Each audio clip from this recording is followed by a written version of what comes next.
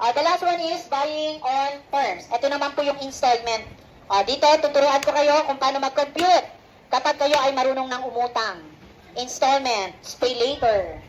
Okay, so sometimes people cannot pay the full price of an item in cash. Totoo naman, hindi naman lahat kayang bumili ng item na ika-cash natin. So anong dapat natin gawin? Kapag kailangan natin yung item, pero wala tayong pang-cash, uutang tayo. Installment plan. Okay, installment plan, the buyer pays a down payment plus equal monthly payment for a certain number of months. Ito po yun. Kapag uutang tayo, may paunang bayad at may susunod na mga bayad sa mga susunod na buwan. Ngayon, kakalculate natin, magkano ba yung magiging interest? Magkano ba itutubuin ng ating utang? Okay, so ito. Kailangan niya ng laptop.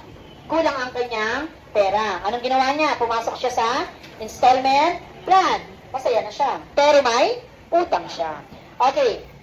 Often the total cost of paying in installment is higher than the cash price because of interest. So, matik yun, anak. Kapag ang product inutang mo, yung price niya sa regular price ay magkakaroon ng interest. Tataas po yun.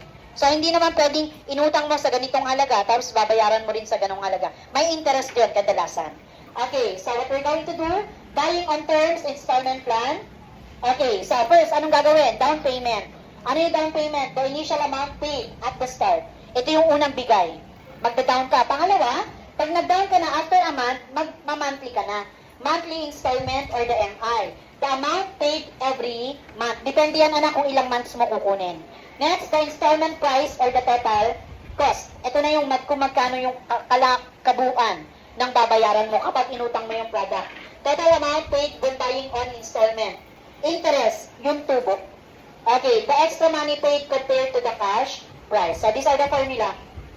Total installment price, kung magkano yung kabuuan. Una, down payment. Then, ipa-plus mo yung monthly installment, ita-times mo ilang months. Next, interest. Paano calculate si interest? Okay, yung magiging sagot natin sa total installment price, ima-minus lang natin sa original price, sa cash price.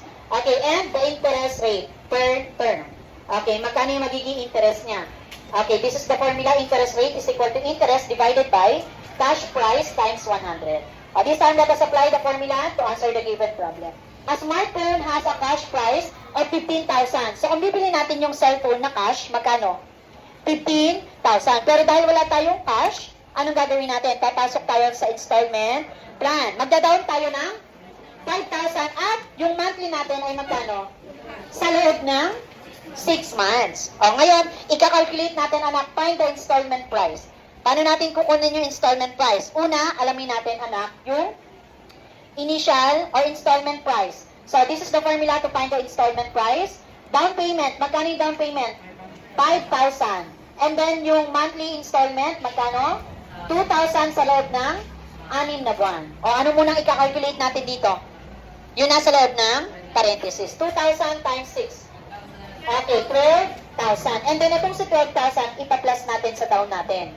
12,000 plus 5,000. O, ito yung babayaran mo, 17,000. Ang tanong, magkano ulit yung cash price? 15,000. Kapag installment, magkano yung interest nun? 2,000. So, to calculate the interest, just subtract the initial installment price minus the cash price. Ito po yun. Then, ito yung interest niya. Tumubo ng magkano? Ng 2,000. Naintindihan? So, ibig sabihin, anak, dalawa lang yan. Kung bibili tayo ng product, pwedeng wants at needs. Ano yung wants? Kagustuhan. Pag needs, kailangan. So, kung ikaw ay may pera at needs mo, mag-cash ka na. Ngayon, kung needs mo yung product, pero wala kang pera, no choice ka. Kailangan mong pumasok sa installment.